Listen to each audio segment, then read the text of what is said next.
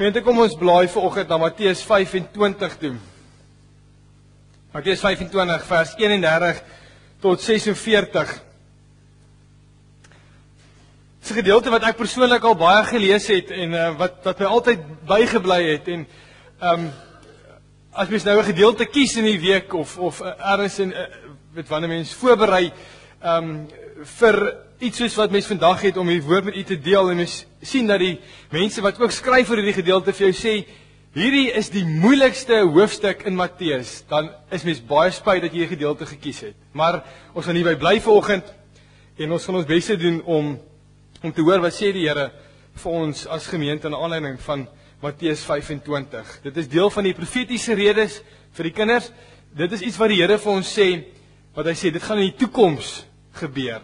So kom ons kyk wat sê die Here, gaan in die toekoms gebeur. Ons lees vanaf vers 31.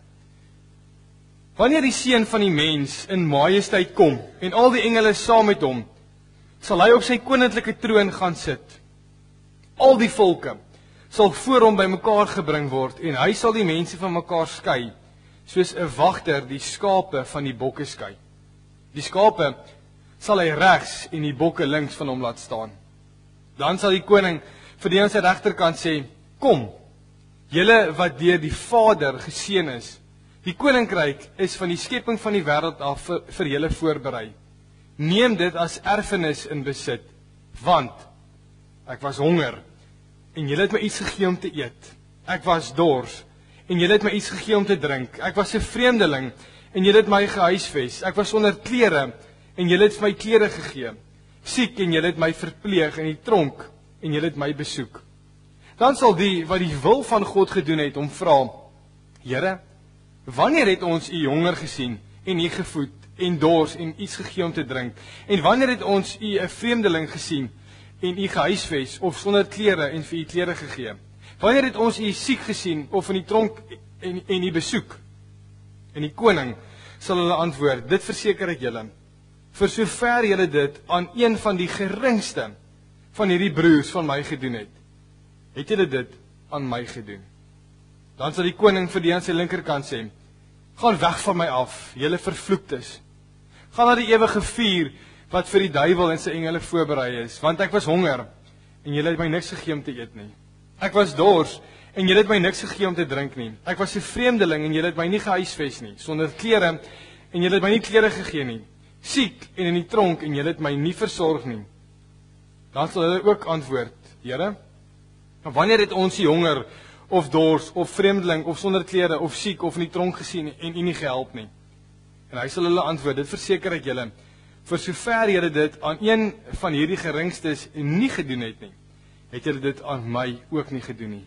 En hierdie mense sal die ewige straf ontvang, maar die wat die wil van God gedoen het, die ewige lewe.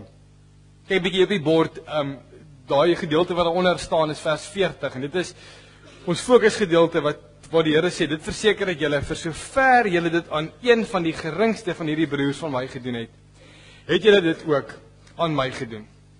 Nou gemeente, hierdie gedeelte sê vir ons wat in die toekoms gaan gebeur as Jesus die koning terugkom. Nou of jy dit wil glo of nie, soos wat hy opgevaar het, gaan hy net so terugkom. En dan lees ons dat hy al die volke en nasies, met ander woorde, alle mense, gaan voor hom kom verskyn. En dan is dit baie duidelik uit hierdie gedeelte dat ons eintlik net twee tipes mense op aarde kry. Jy kry die mense wat die ewige lewe gaan kry en die gedeelte sê dit is die skape. En aan die ander kant kry jy die mense wat die ewige dood gaan kry of die straf gaan kry, en dit is die bokke. En Christus gebruik hierdie beeld van skape en bokke en hy sê dat hierdie nasies almal gaan voor hom kom verskyn en dan gaan hy hulle skei soos 'n mens skape en bokke van mekaar skei. En u sal onthou dat Matteus skryf vir die Jode en hy wil die evangelie van God se genade aan die Jode verduidelik. En vir die eerste hoorders van hierdie gedeelte was hierdie beeld van skape en bokke baie duidelik, want in daai tyd het die herders se skape en bokke het saam gewy en dan sou hulle byvoorbeeld aan die einde van die dag, as dit nou begin donker raak, sal hulle die skape en bokke van mekaar skei. Die skape, omdat hulle wollerig is en bietjie meer bestand is teen die koue, gaan in die kraal in en die bokke gaan in 'n grot in, waar dit bietjie warmer is. Nou, daar's 'n groot verskil tussen skape en bokke. Skape is baie meer kosbaarder vanweë hulle wol as bokke. Maar skape het ook, en ons sien dit in die Bybel, het ook 'n kenmerk dat hulle nogal gehoorsaam is. Nee, dat hulle nogal luister. As jy gaan dink aan Johannes 10 vers 3 waar Jesus sê maar die skape luister na die herder se stem. En as jy gaan kyk na bokke aan die ander kant, bokke is nogal 'n rebelse tipe dier, nee, ongehoorsaam op sy eie. So dis baie duidelik uit hierdie gedeelte en ek dink die Jode het dit baie goed verstaan dat God sê ek skei die skape en die bokke en vir die skape die wat, hoor baie mooi net, die wil van God gedoen het, hulle, wat staan ek aan my regterkant. Want hulle die wil van God gedoen het. En jou regterkant is 'n plek van eer.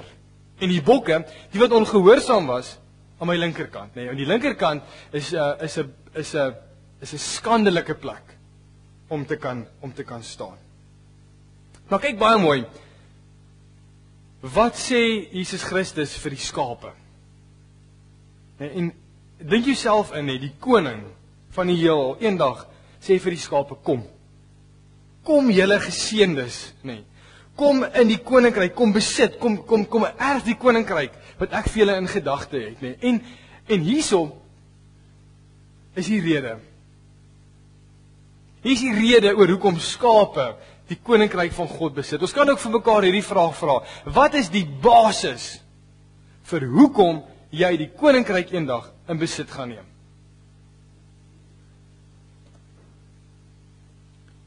Dis die ouens, dis die mense wat vir Jesus Christus versorg het met kos toe hy honger was, met iets te drink het toe hy dors was, wat hom gekleed het, wat hom huisvesting gegee het, wat hom versorg het toe hy siek was en in die tronk was, Ons kan sê hierdie 6 dinge wat hier opgenoem word, kan ons saamvat in basiese behoeftes, dat dit is mense wat in Jesus Christus se basiese behoeftes voorsien het, voeding, skuiling en ek kon nie 'n ander woord kry as geselskap, meelewing, kameraadskap.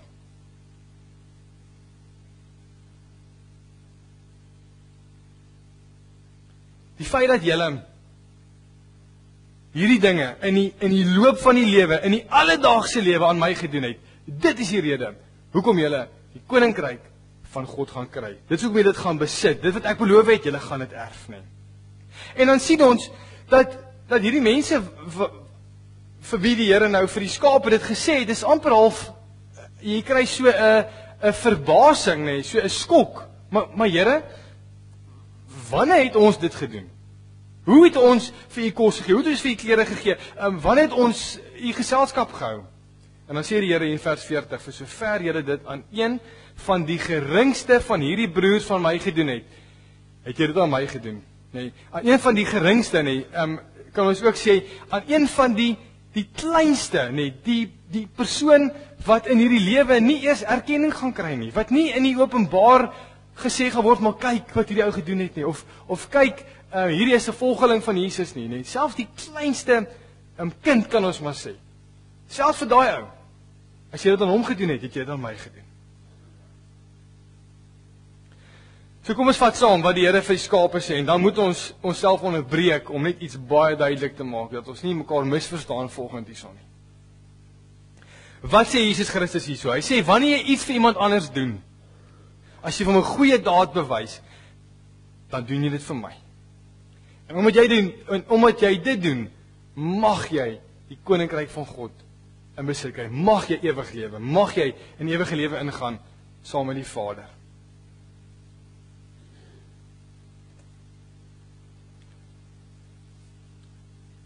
Okay, maar nou is jy die half van die saak iets wat kan ons sê amper half indruis teen ons dogmatiek wat sê geloof alleen maak jou vry.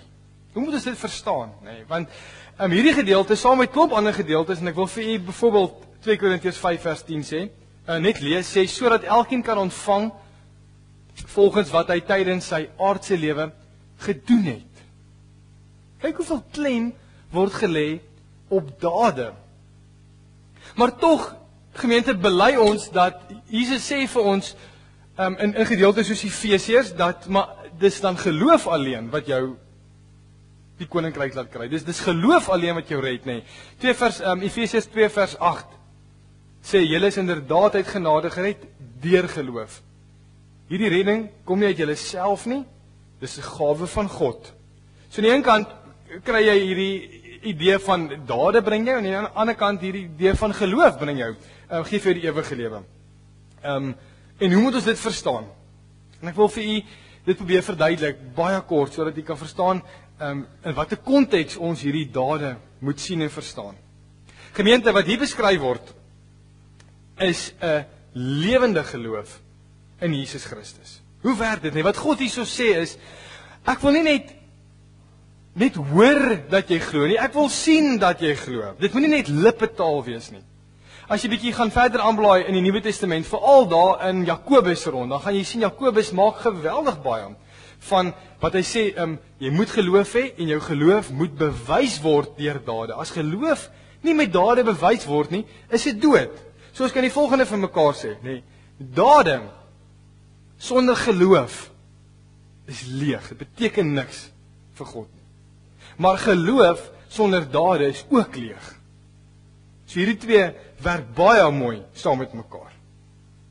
Maar dis daai dade en dis daai dade wat sentreer rondom Christus, nê, wat jy vir hom doen. Dis die dade wat uit 'n mooi geloof kom, wat tel by God.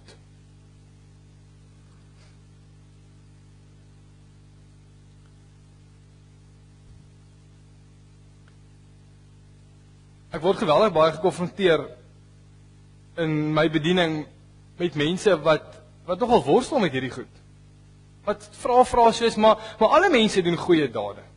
Wat van mense wat nie in God glo nie, en jy kan sien, maar hierdie ouens doen goeie dade. Wat van hulle?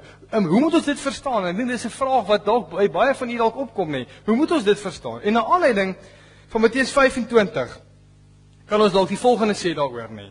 So daar's baie mense wat sê, maar dit maak nie saak oor watter God jy aanbid nie, solank jy goeie dade doen. En ons vra dieselfde, maar daar's mense wat nie soos ek glo nie, maar wat goeie dade doen, en hoe moet ons dit verstaan, nê?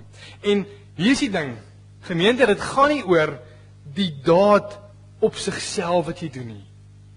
Gaan nie daaroor nie, dit gaan daaroor vir wie jy dit doen, en dan wie jy dit koppel.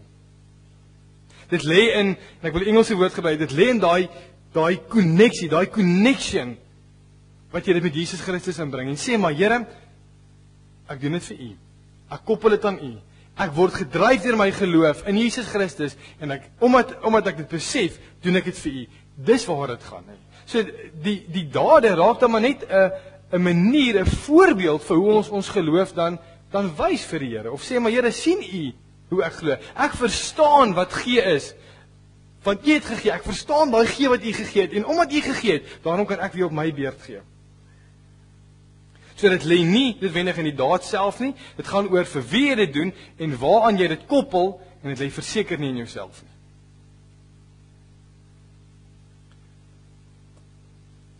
So om hierdie ding net vanaand saam te vat, dan gaan ons aan, kom ons by die bokke. Die tipe dade waarvan Jesus hierso praat, kom uit 'n ware geloof. Dis deur die loop van die lewe, nê, in die alledaagse lewe waar jy klein dingetjies doen, nê. Wat is die een gedeelte waar ons koue bekers water vir ander mense gee, nê, vir jou vyande gee. Jy doen dit aan jou naaste asof vir Jesus Christus, want jy doen dit vir hom. Goed, teoreties afgehandel. Kom ons kom by die bokke.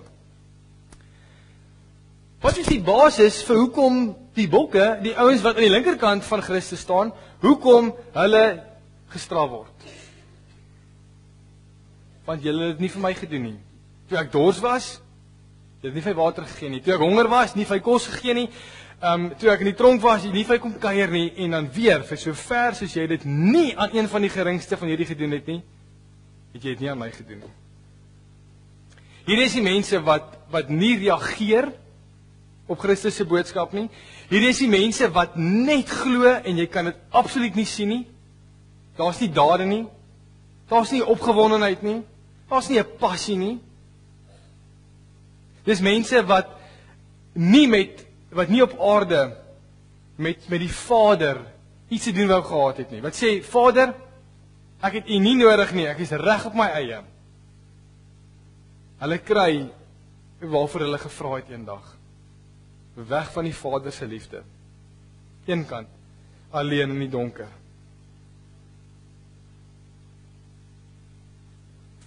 Want hulle het in die alledaagse lewe nie vir Christus versorg. En ek hoop u het nie totaal verstaan dat as ons praat vir Christus versorg nie, sy kinders, sy mense.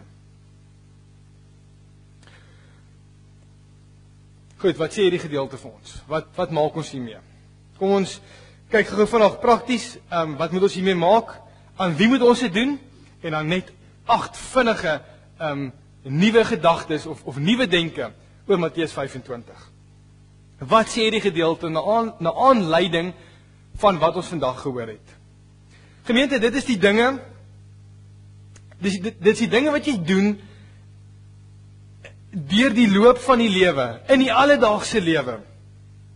Daai klein dingetjies wat jy sommer so in die verbygaan doen, soos kos gee, water gee, klere gee, huisvesting gee, versorg as iemand siek is, in die tronk iemand besoek, nee. Dis daai tipe goeders wat tel in die koninkryk van God. Ons praat van liefde en barmhartigheid, nee. Dit is wat jy op voetsoolvlak elke dag aan mense doen wat jy hulp nodig het. Dis mense wat vandag jou pad kruis en wat vandag nou jou hulp nodig het. Jy weet, in die koninkryk van God sê goeie soos, ja, maar dis die gedagte wat tel. Dit tel nie. Dis duidelik, nee. Matteus 25 sê, dis die daad wat uit geloof kom, wat tel. Dis kan nie sê, ja, maar ons dink daaraan aan die mense, of ons bid vir hulle nie, of, weet, baie keer as mens bid, nee, en ek is self daaraan skuldig, en dink mens, Here, hou asseblief vanaand almal wat koud kry warm. God doen dit deur ons. Nee, ons moet daai kombers gaan gee. Nee, Jakobus sê, hoe kan jy vir iemand sê, ek hoop jy slaap warm vanaand, maar jy gee nie vir hom klere of 'n warm kombers. Verstaan u hoe hierdie geloof en hierdie dade en dit wat tel in die koninkryk van God, hoe dit bymekaar kom?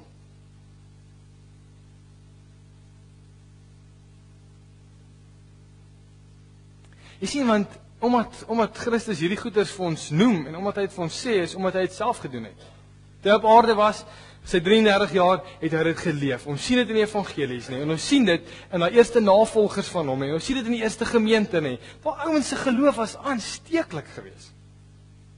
Dis hoekom hulle so gegroei het in daai tyd, nee. Is oor die barmhartigheid wat hulle bewys het, en nie net eers aan hulle eie medegelowiges nie, aan almal. Griek, slaaf, Romein, Jood, aan almal reg deur die bank het hulle barmhartigheid en liefde bewys. En hier is die vraag, aan wie doen ons hierdie dinge elke dag? Nee, want Matteus 25, groot debat hieroor, sê vir ons, vir sover jy dit aan een van hierdie broers van my gedoen het. En tog verstaan ons dat broers is tog in die geloof, en ons praat van medegelowiges. Die foto wat ek hier het is 'n braai van wat ons gehad het hier by die kerk, nee, wat net sê, ons doen dit aan medegelowiges. Maar as jy na die Bybel gaan kyk en so bietjie terug staan en die hele konteks van die Bybel in gedagte hou, nee, en eintlik wil ek sê God se hart in gedagte hou, dan word ons gekonfronteer met klop ander dinge. Dan sê God, jy moet goed doen aan alle mense. So dis nie of nie, dis nie gaan ons betrokke raak net in die gemeente of net sosiaal in die gemeenskap betrokke raak nie, dis en, nee. Want gedeeltes soos Galasiërs 6 vers 10 sê die Here so mooi, solank ons die geleentheid het, julle, moet ons dus aan almal goed doen, almal, veral ons medegelowiges. Spreuke 19 vers 17, wie hom oor 'n arme mens ontferm, gee 'n lening aan die Here en hy sal hom ten volle vergoed. Jy kan nog 1 Johannes 3 ook gaan lees in hierdie verband vanmiddag, wat baie mooi hieroor praat, veral oor hoe ons as medegelowiges na mekaar moet omsien, nee. Maar so ons gaan nie vanoggend tegnies raak en semanties se waardes van woorde begin uitdelf en sê soos ek gesê het, is dit nou net gelowiges of is dit nou gelowiges en sosiaal in die gemeenskap of is dit albei nie? Want is albei en as ons hierdie vraag vra, Here, aan wie moet ons dit doen? Dan is ons soos daai fariseer in Lukas 10 wat vir Here gevra het, maar wie is my naaste? Kan jy onthou wat Lukas 10? Nee, dan sê die Here, vertel hy die gelykenis van die barmhartige Samaritaan, nee, en die boodskap daar is nogal duidelik. Die mense wat jou pad kruis, wat oor jou pad kom, dis jou naaste, nee. So hierdie ding is vervleg aan mekaar. So jou naaste, as ek hierdie prentjie vir julle kan wys, so jou naaste, nee, die mense aan wie ons hierdie dinge doen, is jou medegelowiges en die wat jou hulp nodig het vandag, die wat jou pad kruis vandag. Dis die mense. Dis waarvan hier gepraat word. Dis wat ek glo God se hart is en omdat dit sy hart is, moet dit my en jou hart ook wees.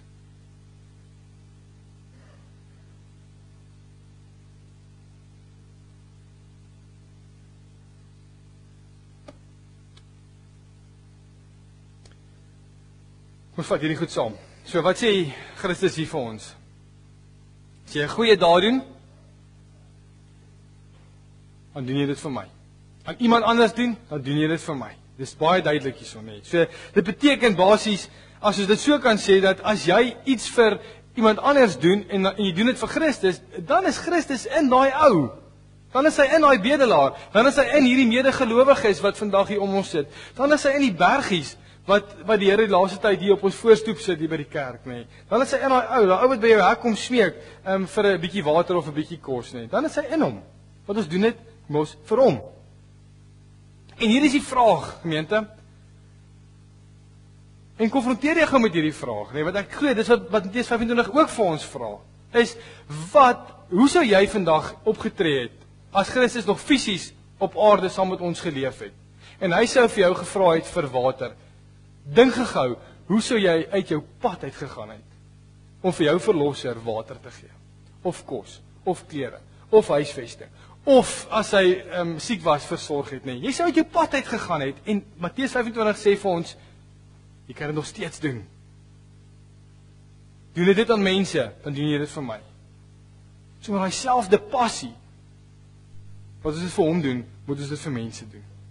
Maar die gedeelte sê ook vir my dat want my sien nou 'n bietjie iets anders hierso. As jy gaan kyk na Efesiërs 4 en daai gedeeltes, dan sê die Here, maar hy is die hoof en sy volgelinge, sy kinders, is sy liggaam op aarde.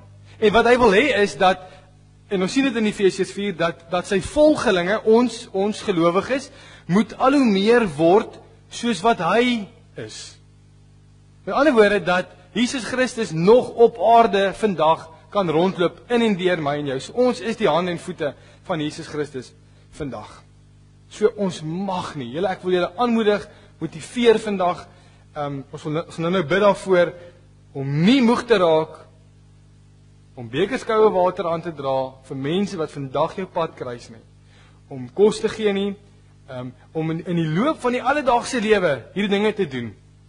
En ek wil hierdie vir u noem nie, en sommer te vergeet daarvan.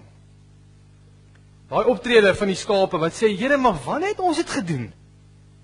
Hoe het ons dit gedoen?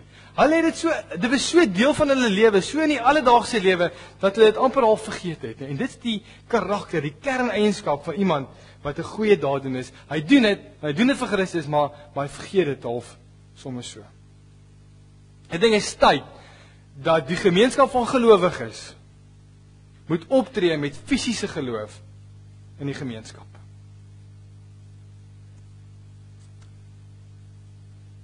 Wat kan jy anders begin doen? Net vinnig 'n paar dinge. En hoe kan jy na aanleiding van wat jy vandag gehoor het, hoe kan jy anders begin dink? 'n Paar dinge.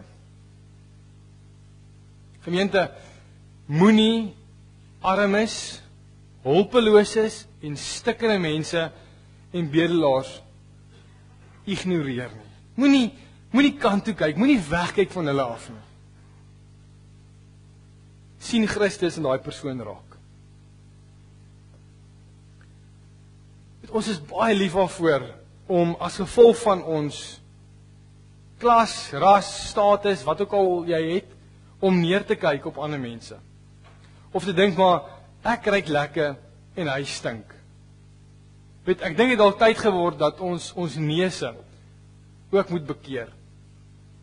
En begin agterkom, maar hulle is ook net mense. Hy het 'n eie storie. Hy het 'n eie paar klappe wat die lewe hom gegee het. Maar hy bly kind van God. Hy bly geskape na die beeld van God. En dis die volgende punt. Sien mense, alle mense, is na die beeld van God geskape. Sien dit raak. Sien dit in daai persoon raak, wat daar voor jou staan. Hier is nog 'n ding, wat ons vandag skuldig is oor. Ons, ek hoor dit baie, ek het nie tyd vandag nie. As dit die basis is, waarop jy die koninkryk van God beerwe, wat kom vanuit 'n ware geloof in Jesus Christus, laat tyd in jou dagboek vir die wat jou pad kruis. Dis wat die barmhartige Samaritaan Lukas 10 vir my en vir jou wys. In die alledaagse lewe, in die loop van die lewe, daar iemand wat daar jou hulp nodig het nou, laat tyd in jou dagboek af voor. Dis belangrik. Nog 'n ding. Laat jou lei deur die Gees. Vandag kan ons nie vir jou sê vir wie jy moet gee en vir wie jy nie moet gee nie. En hoe jy moet gee en wat jy moet gee nie. Laat jou bidend lei deur die Gees wat jy moet gee en wanneer jy moet gee.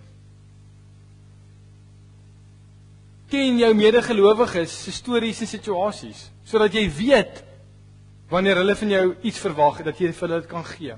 Hoe gaan jy dit doen?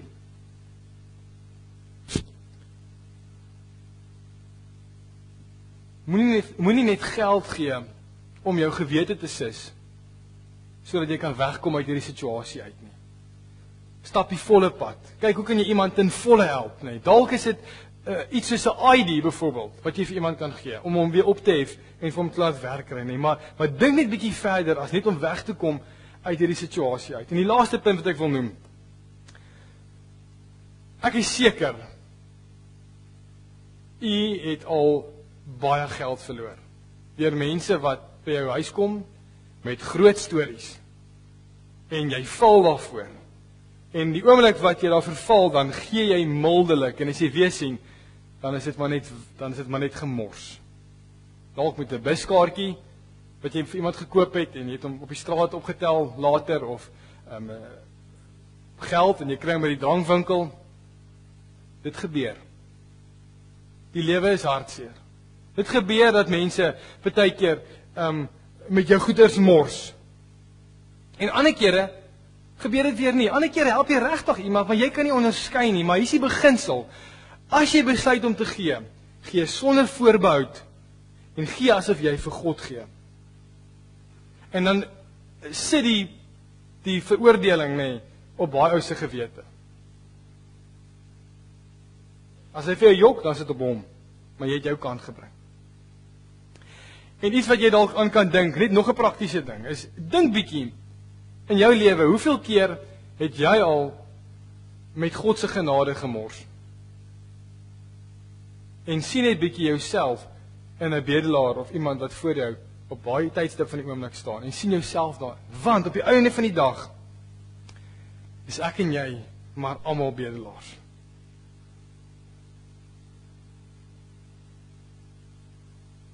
Jy was ook op 'n tyd 'n bedelaar. Al nie vir kos nie, maar vir genade. Jy was hulpeloos. Jy kon niks doen nie. En God het genade aan jou betoon.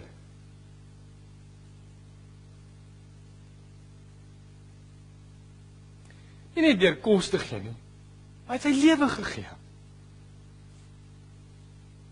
En dit wat Matteus 25 van ons vra is, reageer op wat God vir jou gedoen het, deur op jou beurt weer aan ander mense genade te betoon. En wat jy ook al doen, koppel dit aan Christus, want vir sover jy dit aan een van die geringste van hierdie broers van my gedoen het, het jy dit aan my gedoen. En dis Christus se woorde. Amen. Kom ons stop vir vandag hierson. Kom ons gee 'n minuut, ek wil net 'n bietjie water drink. En En laat hierdie ding net in jou kop ook vassit en konfronteer jouself bietjie oor jou eie dade en gedagtes en wat in die week anders gaan lyk. Al gaan jy net al iemand anders sien, nê. Hoe gaan dit lyk? Jy weet waar jy rond beweeg. Kom ons vat 'n minuut daarvoor en dan gaan ons aangaan met die res van vandag. Here ons Here, dit is vanoggend vir ons 'n voorreg om ook hierdie byeenkoms in U naam af te sluit, in die naam van Jesus Christus ons Here. En as gelowiges wil ons kom bid vir ons as gemeente se plek en se pad vorentoe ook in dit wat U van ons vra en wat U van ons verwag, vir hoe ons sout vir die aarde kan wees, hoe ons daai lig op 'n berg kan wees, hoe ons disippels kan maak, hoe ons die evangelie kan verkondig in Jerusalem, Judea, Samaria tot in die uithoeke van die aarde. Hoe ons dit kan verkondig in Bellville, in die Weskaap, Suid-Afrika, in die uithoeke van die aarde. Vader, ons wil volgens spesifiek vir mes kom bid. En daar waar hulle elke dag met mense gekonfronteer word en waar hulle brood en water uitdeel en werk skep en waar hulle mense met U liefde bedien, dat hulle ook die geleentheid sal kry om met mense te praat oor die ware brood en die ware water wat ons nooit weer dors maak nie. En dit is Jesus Christus ons Here, die ware herder wat ons uit ons gemors uitlei en wat ons net gehoorsaam kan wees. Ons bid vir ons samewerking ook met hulle, dat U vir ons sal vooruitgaan en dat U sal agterna kom en dat ons sal bidend voor U sal wees en sal in afhanklikheid van U sal vra waar ons as gemeente, waar ons lig kan laat skyn. Here, maar ook waar ons as individu, waar ek as 'n navolger van Jesus Christus, hoe ons in liefde, deur geloof, deur die leiding van die Heilige Gees, ons geloof kan laat uitleef, elke dag waar ons beweeg en waar ons rondgaan. En dit is ons gebed vandag. En ons bid dit in die naam van Jesus Christus alleen. Amen.